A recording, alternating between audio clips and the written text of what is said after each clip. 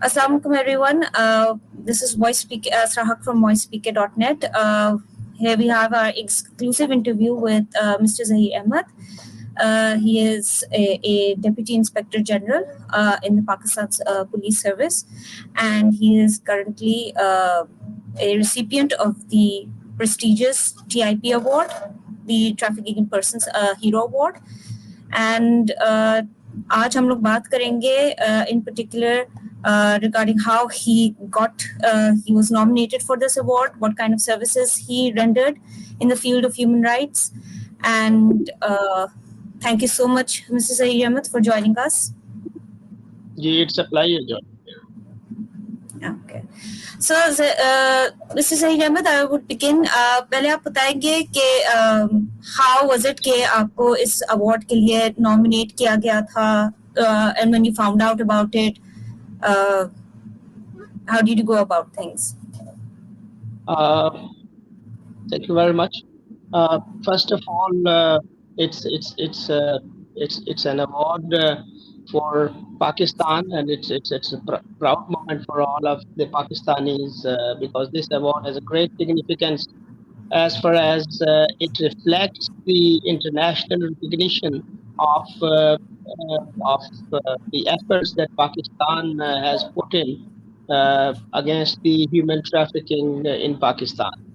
And secondly, I was serving from 2019 till 2022. I was serving with the Federal Investigation Agency as a director human smuggling and director human trafficking. It was during that period that our office implemented newly promulgated Human Trafficking Act, and we worked on the federal and the provincial coordination between the Labor Department, the Police Department, which is the main investigation agency under the Trafficking in Person Act, social welfare offices, child bureaus, civil society organizations, lawyers, and all the other stakeholders who are working on the human trafficking. So in recognition of those efforts, the US government has nominated me for this award. Okay. तो sir हम लोग ये भी आपसे बात करना चाहते हैं because we have some statistics, some numbers, and यानी कि thousands की तादाद से पाकिस्तान में एटलीस्ट रिपोर्ट किए जाते हैं trafficking, and we just want to know कि like during your course as the in the FIA tackling trafficking, so what did you come across some of the key patterns in Pakistan की जो ये trafficking का ये पूरा system होता है, what kind of people are usually targeted or trafficked? What did you see? To start with, I would humbly submit that the data and the figures on human trafficking need to be seen really carefully because we as a society are still in the process of differentiating between human trafficking, human smuggling, and violation of other types of human rights. It's not every violation of a human right that comes under the definition of human trafficking or human smuggling. So we really need to differentiate between the human trafficking and the other forms of exploitations in the society.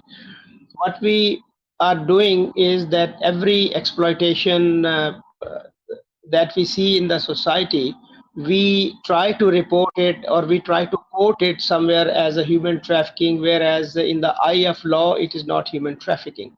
Secondly, it's the females and the children, and in some cases the young males. They are the victims of human trafficking in our country.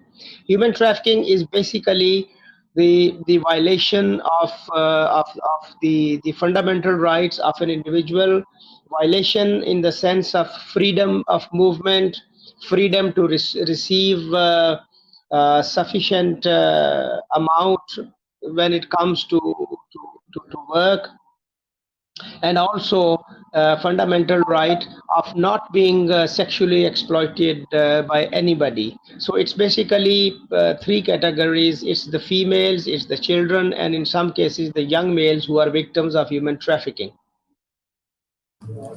Okay. So referring to आपने जो ये mention किया था कि this data should be looked at very carefully. तो जो data हम लोगों ने कर्सरी है बट लाइक हम लोगों ने जो कलेक्ट किया है इसके अंदर दो मेन कैटेगरीज जो हमारे पास आ रही थी forward which was a sex trafficking and the other was forced labour. So, like combining both of them, women were made like a very staggeringly big part of this figure.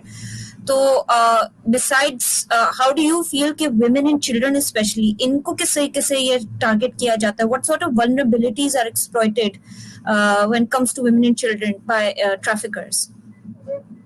Uh, the biggest vulnerability, I would say, is the very nature of the position of women and children in our society. Mostly, they are under the influence of their families.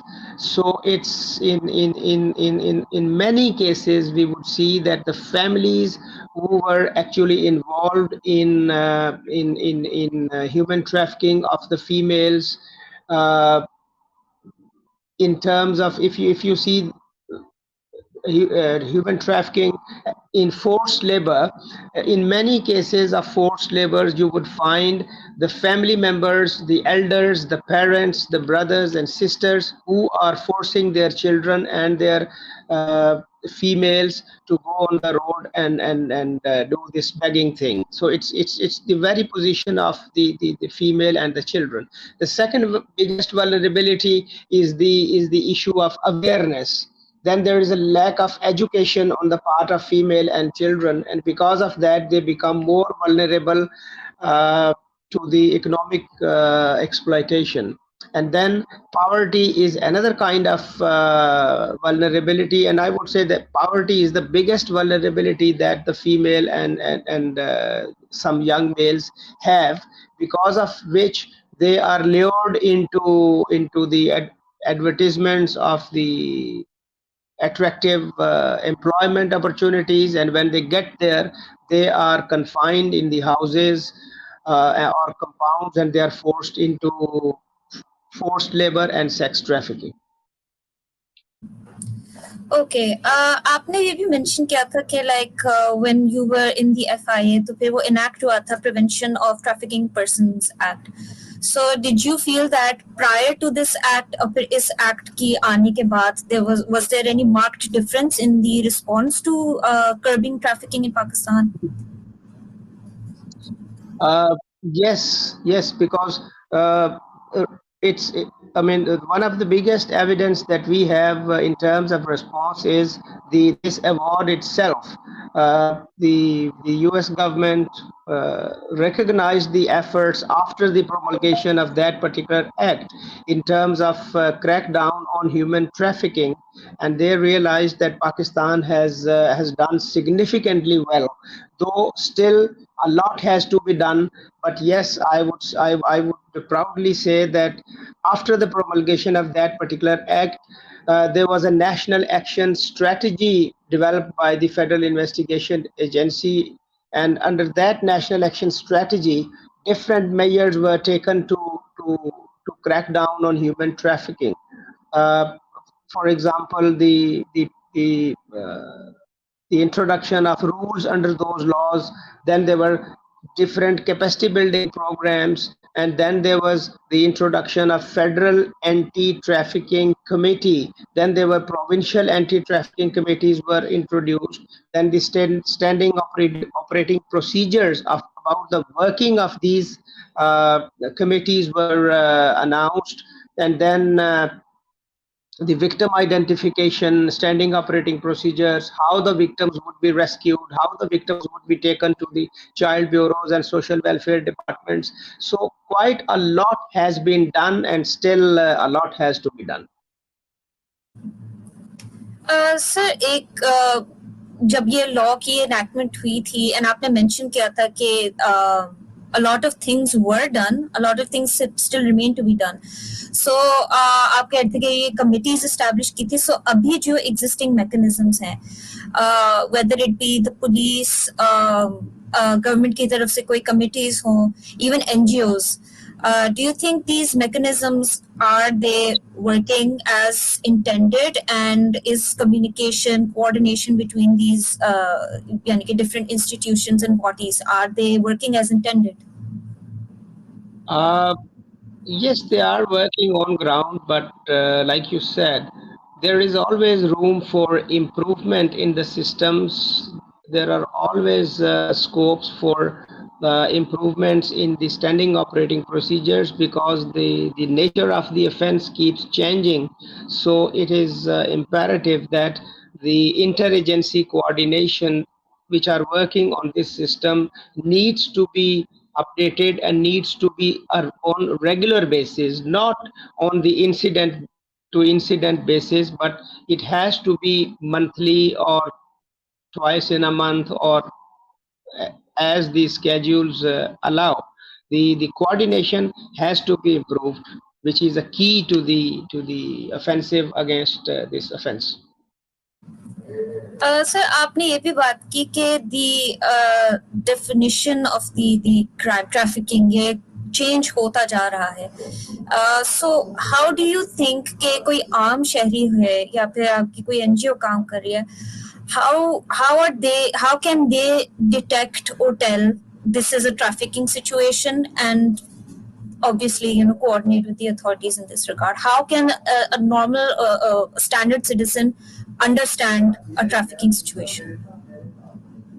Uh, if you find a child working, I mean, in a factory, or if you find a female who is confined to a particular factory or a particular location, and you find that their circumstances show that they can be a victim of forced labor or a victim of sex trafficking. So it's not that difficult to tell from a person's circumstances that he or she is a victim of human trafficking. Sir, how do you think that victims of trafficking itself, during the course of your work, उन्होंने किस तरीके से, what is a safe way for a victim of trafficking to ensure their safety or escape, report to the police, whatever the action they could take that could get them out of this situation? What did you see? To start with, I think the willpower and the intention of the victim, whether it's a he or a she or a child of a sufficient age, their own intention to get out of a particular situation of exploitation is important.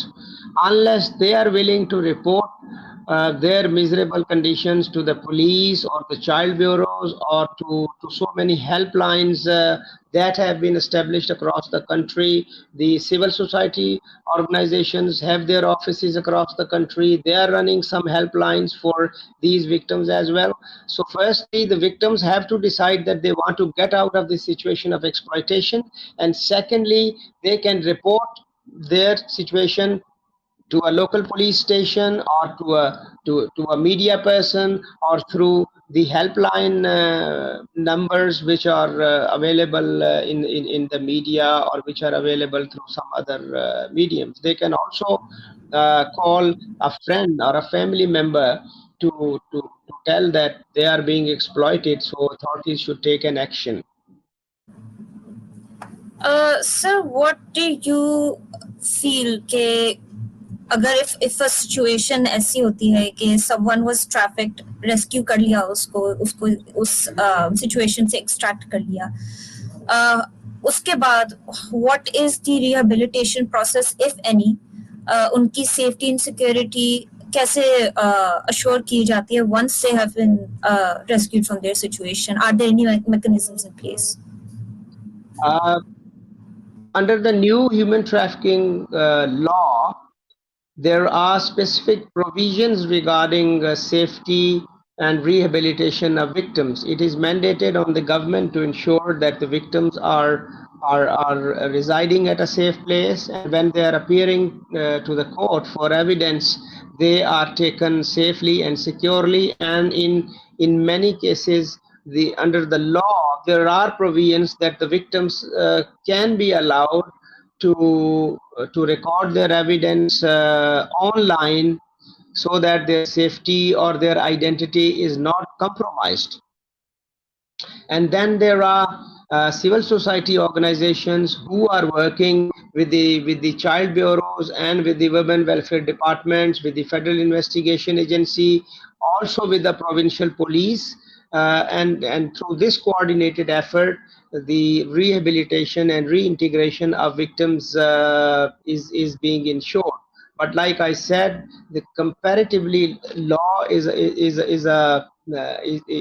new, so it is going to take some time for all of the stakeholders to adjust to this situation, to come to a satisfactory level of rehabilitation and reintegration of victims. But things are in place, law is in place, institutions are in place. The Federal Investigation Agency, the police, the civil society organizations, they have worked enough to create awareness amongst the institutions to take this issue of victim safety and victim rehabilitation seriously.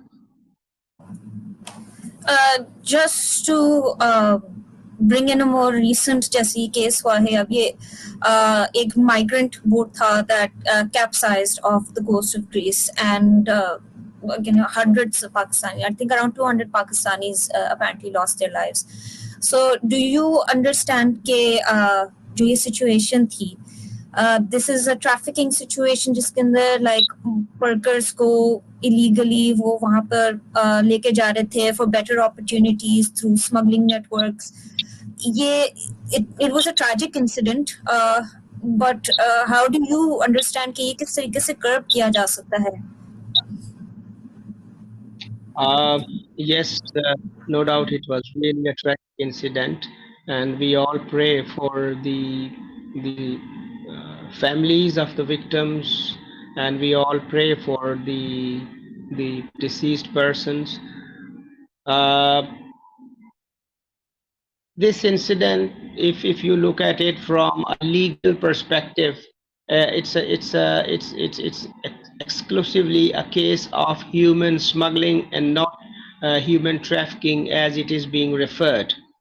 Because there is a difference between human trafficking and human smuggling. Unless we understand that particular difference, it will not be easy to respond to these offenses. Human trafficking is in 99% of cases, it is within Pakistan, and human smuggling means that a person is crossing border of one country and is traveling into another country. Since this incident, the people involved in this incident were crossing border from one country to the other, so it's a case of human smuggling. But once the offense of human smuggling is completed and a person lands in a particular country, then there are chances that the offense of human trafficking takes place, because human trafficking is basically the exploitation of the rights of freedom, rights to adequate salary or adequate funds in comparison to your working hours, and also freedom not to be sexually exploited. So when you end up in a particular country, you are under the control of the authorities there, you are under control of those gangs over there, and they have every chance to exploit you through forced labor or through sex trafficking.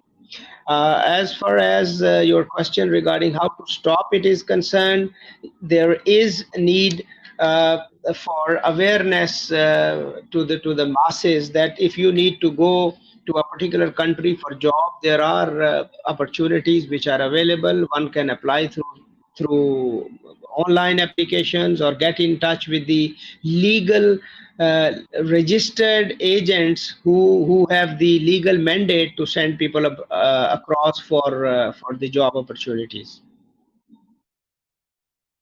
ठीक है. So sir, I wanted to ask how does the police crack down on trafficking? Like, how do you go to the main like culprits involved, the ones who are organizing these sort of rings, rather than petty criminals, the grunt workers जो होते हैं, उनको उनकी बजाय उठाने की जगह यानी कि मेन कल्प्रिट्स को कैसे target? How do you determine who is involved, और किस तरीके से आप like do you go forward in recovering victims and nabbing the main culprit? There are clear provisions under the law that how a person is exploited, and how when a person is exploited in a certain way, how the police is going to react to that. So when police conducts a raid on, for example, the beggars, the gangs of the beggars on the roads, the police makes its best efforts not to just arrest the beggars, but actually to look for the persons who are behind these beggars, who are actually controlling these beggars, sending them on the roads. Similarly, if people are being kept at a place and they are not being paid sufficiently in comparison to their working hours, the police looks for the owner of the factory, the owner of the shop, or the owner of some other work who in which the people are exploited. Similarly, in case of sex trafficking, when some sex workers are arrested, it is for the police to look for not the sex workers only, but to the people who are actually behind these gangs, who are actually using these girls for the sexual activities. So there are clear provisions in law that who to look for, and then, like I mentioned earlier, that we have made the standing operating procedures to implement and operationalize the law as well. In those standing operating procedures, there are clear instructions for police, and police has been trained and still is being trained on how to identify the victim and how to identify the actual person who is exploiting the victim. So there are clear instructions for the police. Thank you very much for your time. I have to rush for another interview, and the call is about to be Almost. made. Okay, sir. Thank you so much for giving us your time, and congratulations once again on your award. And I hope that you are able to like go forward. अब ये award आपको मिल चुका है, so we are looking forward to what other services you will be rendering forward going ahead from there. Thank you very much. It's been a pleasure to be here, and let's hope that together we are going to make a difference in the against this offense. And I really appreciate the efforts of your organization. I really feel honored that you noticed my award and you contacted me. It's a personal honor for me as well. That's how we are going to make a difference, by recognizing each other efforts and each other talents. And hope all the best for you guys. Thank you very much. Thank you, sir. Thank you.